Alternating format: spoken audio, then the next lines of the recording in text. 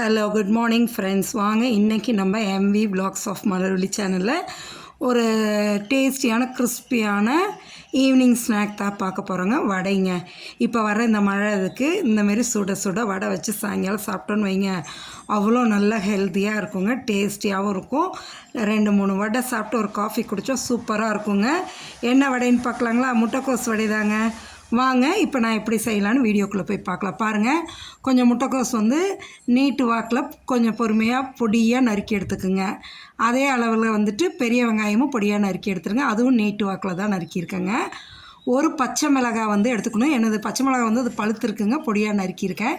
கருவேப்பிலை பொடியாக நறுக்கி எடுத்தாச்சு. கொத்தமல்லி நறுக்கி எடுத்துக்குங்க. என்கிட்ட கொத்தமல்லி இல்லை. பாருங்கள், 1/2 கப்பு கார்ன்ஃப்ளவர் எடுத்துருக்கேன். 1/2 கப்பு கடலை மாவு எடுத்துகிட்டு 1/2 ஸ்பூன் மிளகாத்தூள், 1/2 ஸ்பூன் பெருஞ்சீரகம், சின்ன ஜீரகம், பெருங்காயத்தூள், உப்பு தேவையான அளவு. இதை வச்சு தான் செய்ய போகிறேங்க. அவ்வளோ டேஸ்ட்டாக இருக்கும். இப்போ ஒரு பவுலில் எடுத்து நறுக்கின முட்டைக்கோசு, வெங்காயம், பச்சை மிளகா, கருவேப்பிலை போட்டுக்கோங்க. கொத்தமல்லி இருந்தால் நிறையா சேர்த்துக்கிங்க, இன்னும் டேஸ்ட் நல்லாயிருக்குங்க. அதோடு மிளகாத்தூள், பெருங்காயத்தூள், பெருஞ்சீரகம், சின்ன ஜீரகம் எல்லாம் போட்டுருங்க. இப்போ இந்த இதை வெறும் இதாகவே அப்படியே கையால் நல்லா பிசைஞ்சு விடுங்க. அப்போ தான் உதிர்ந்து வரும். முட்டைக்கோசும் சரி, அந்த பெரிய வெங்காயமும் தனித்தனியாக எதெல்லாம் உதிர்ந்து வரணுங்க. ஆமாம், அப்போ தான் நல்லா டேஸ்ட்டாக இருக்கும். அதனால் நல்லா பிசைஞ்சு விட்டுட்டு அதுக்கப்புறமா அந்த மிளகாத்தூள், பெருங்காயத்தூள், உப்பு, பெருஞ்சீரகம், சின்ன ஜீரகம் எல்லாத்தையும் போட்டுக்கலாங்க. இப்போ இந்த கடலை மாவையும் எடுத்து போட்டுட்டு கார்ன்ஃப்ளவர் நான் போட்டிருக்கேங்க. நீங்கள் வேணால் அரிசி மாவு கூட போட்டுக்கலாம். இதே அளவு அரிசி மாவு போட்டாலும் அதுவும் நல்லா கிறிஸ்பியாக இருக்குங்க. இதை நல்லா ஈவனாக கலந்து விடுங்க. எல்லாம் ஒன்றா சேர்ந்து வர அளவுக்கு கலந்து விட்டுட்டு இப்போ நான் வானலில் எண்ணெய் வச்சுருக்கேங்க. அந்த சூடான எண்ணெய் எடுத்து ஒரு 2 ஸ்பூன் ஊற்றி பிசைஞ்சிட்டிங்கன்னு வைங்களேன், நல்லா கிறிஸ்பியாக இருக்குங்க. அதுக்காக தான் சொல்கிறேன். ஒரு 2 ஸ்பூன் எண்ணெய் ஊற்றிக்கிங்க. அப்போ எண்ணெய் இழுக்காது, ரொம்ப நல்லா கிறிஸ்பியாகவும் இருக்கும். பாருங்கள், சூடான எண்ணெய் எடுத்து ஒரு 2 ஸ்பூன் மட்டும் ஊற்றிக்கலாம். நான் எடுத்துருக்கிற அளவுக்கு. நீங்கள் அதிகமாக எடுத்தால் இன்னும் கொஞ்சம் சேர்த்து ஊற்றிக்கிங்க. இதையும் நல்லா கிளறி, கை சுட்டுற போது பொறுமையாக எடுத்து அப்படியே கிளறி விட்டு அதுக்கப்புறமா தண்ணி தெளித்து பிசைஞ்சு எடுத்துருங்க. நல்லா முட்டைக்கோஸ் நிறைய பேர் சாப்பிட மாட்டேங்கிறாங்க. ஈவன் பெரியவங்க கூட சாப்பிட மாட்டேங்கிறாங்க, குழந்தைங்களும் சாப்பிடல. அப்படி இருக்கும்பொழுது இந்த மாதிரி செஞ்சு கொடுங்க. முட்டைக்கோஸில் நிறைய பெனிஃபிட்ஸ் இருக்குங்க. என்னென்ன பெனிஃபிட் பார்த்திங்கன்னா, அதில் சால்யூபிள் ஃபைபர் இருக்குங்க. அதாவது கரையக்கூடிய நார்ச்சத்து அதிகமாக இருக்கிறங்காட்டிக்கு உடம்புக்கு ரொம்ப நல்லதுங்க. இம்யூனிட்டியை பூஸ்ட் பண்ணக்கூடியது ஒன்று. அதே சமயம் டைஜஸ்டிவ் சிஸ்டத்துக்கு ரொம்ப ஹெல்ப்ஃபுல்லாக இருக்கும். வெயிட் மேனேஜ்மெண்ட்ஸ்க்கு ரொம்ப நல்லதுங்க. பாருங்கள், இந்த அளவு பிசைஞ்சதும் கையில் எண்ணெய் தடவுனாலும் சரி, இல்லை தண்ணியை தொட்டுக்கிட்டாலும் சரி, எடுத்து உருண்டை உருட்டிடுங்க.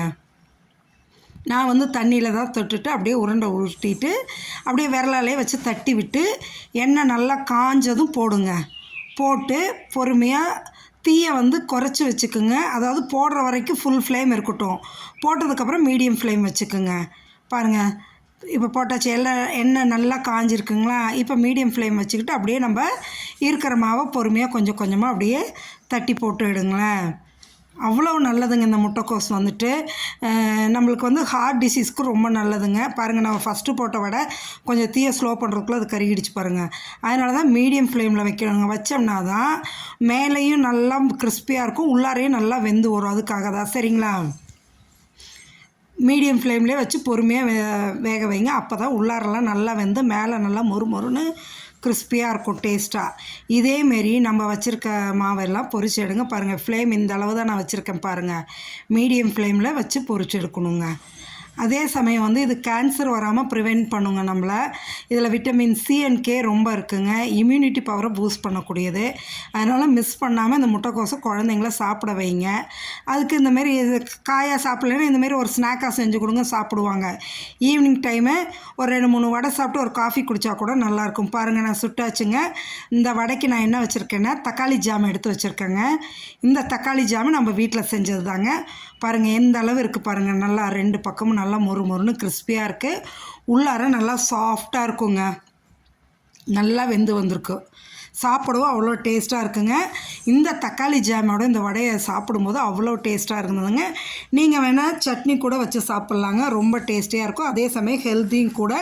இந்த மழைக்கு நீங்கள் சுட சுட செஞ்சு முட்டைக்கோஸ் வடை செஞ்சு சாப்பிட்டு பார்த்துட்டு எப்படி இருக்குன்னு மறக்காமல் நம்ம சேனலில் கமெண்ட்ஸ் பாக்ஸில் கமெண்ட் பண்ணுங்கள்.